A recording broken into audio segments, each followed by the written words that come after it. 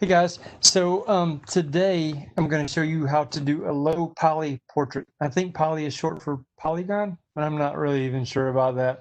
But it's basically where you take someone's face or a landscape or an animal, it doesn't really matter, and you create the entire thing out of triangles, which I don't think a triangle is a polygon.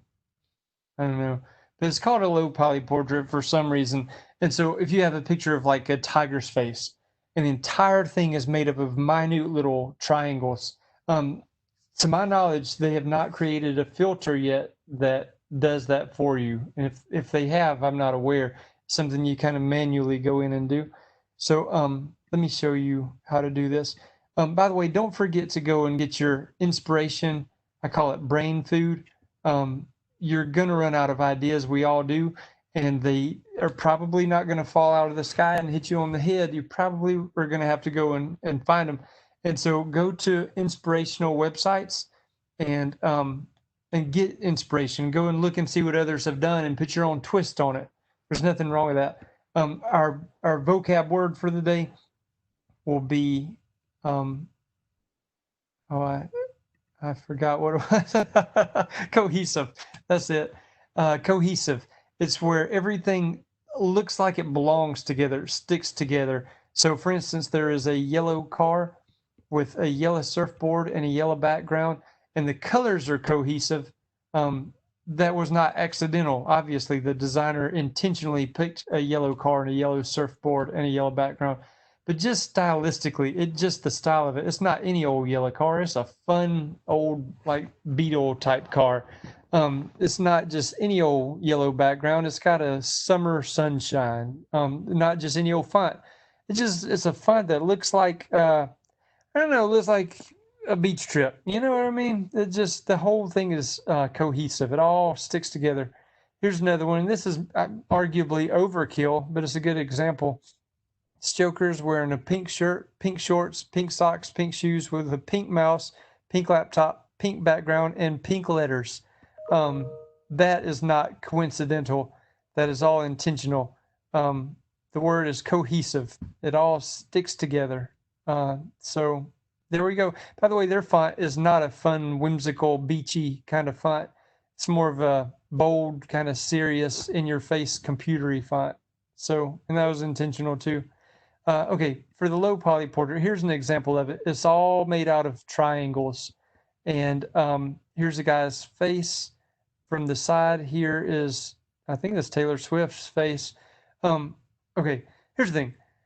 If you want to do it where someone's looking to the side like this or this, you can. Just be aware it will likely take you longer to do that because if you can do just a straight on shot like this, what you can do is only do half of it and then make a clone of that half by dragging it to the new layer button. And I can drag it over. If I hold shift, it does not do this. It doesn't go up or down. You're probably aware of that, but just in case I can hold shift and drag it and it keeps it on the right horizontal axis. And if I go to edit, transform, and then flip horizontal, I can flip it backward and then just drag it out until it fits. You only have to do half of it that way, which, you know, there are benefits to that time-wise. However, if you want to do one to the side, that's fine. So the way to do it is you want to use the polygonal lasso, and you want to make triangles in the detailed parts of the face that are as small as they need to be. So like on the forehead, you can get away with doing an occasional largish triangle. I wouldn't do too large or just look kind of, I don't know, cheesy. But in the detailed parts like the eye and things like that, to get the details accurately, sometimes you just have to do small triangles. And the thing is, you tried to fit the planes of her face that just exists naturally. So like this right here is just, it lends itself. There's already kind of like a little highlight right here. So I'm just going to make a little triangle. If I double click on the second angle, it goes ahead and it finishes up the triangle for me. So the best way I've found to do this, and there may be a better one, but this is the best way I've found. If you go to filter at the top and then down to blur and then average. And basically that averages out, okay, in her face, I haven't clicked it yet. There, even in that one triangle, there are many colors, right? That we all have, like, freckles and blemishes, and there's highlights and shadows just from the lighting. But there are scars. There are just skin is an interesting, detailed and textured thing. And so, do you see what I'm talking about here? There's different colors in here. And so it's going to average all those in that one triangle into one color.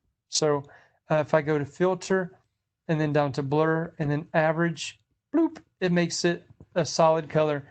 Here's the benefit to doing that. Rather than like clicking on the fill tool and painting it in and going back and getting another color and clicking on the fill tool and painting it in and things like that, all I have to do is keep it on the polygonal lasso tool.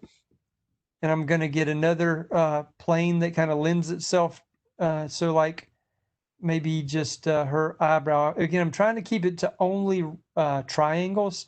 So this won't completely get her entire eyebrow, but it'll get a good chunk of it. So what I can do is it'll show you right here. If I go to filter, blur, average, right here at the top, it shows me it's Command Control F. That's the hotkeys for it. Command Control F. And so I'm just going to do that. Let's see here. I'm going to go to Command Control F on the keypad, and it did it. It averaged it out to one color. And I can just continuously do that on only, again, one half of the face. Again, for the detailed parts, I don't want to do the triangles this big, but Command Control F. Hey, girl. Okay. Hey, can you wait just 1 minute? Because I'm almost done. Come on over if you want to pop your head in and say hello. It's okay. And so we'll just do one more as a reminder.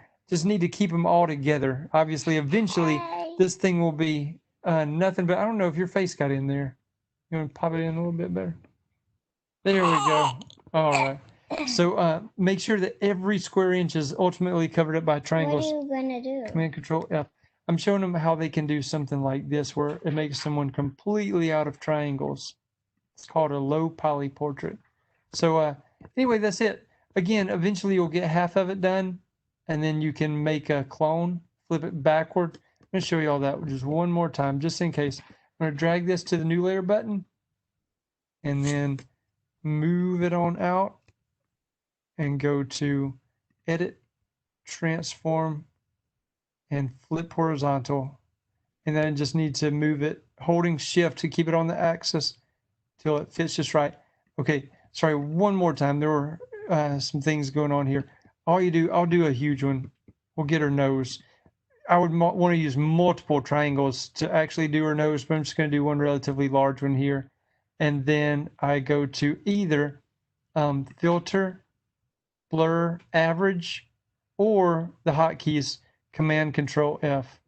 And so, bloop, eventually, and it'll take probably less time than you'd think. You'll have the whole thing done, and you'll have a low poly portrait. So that is that. If you guys have any questions, just let me know. And my email address is rccox@auburnschools.org.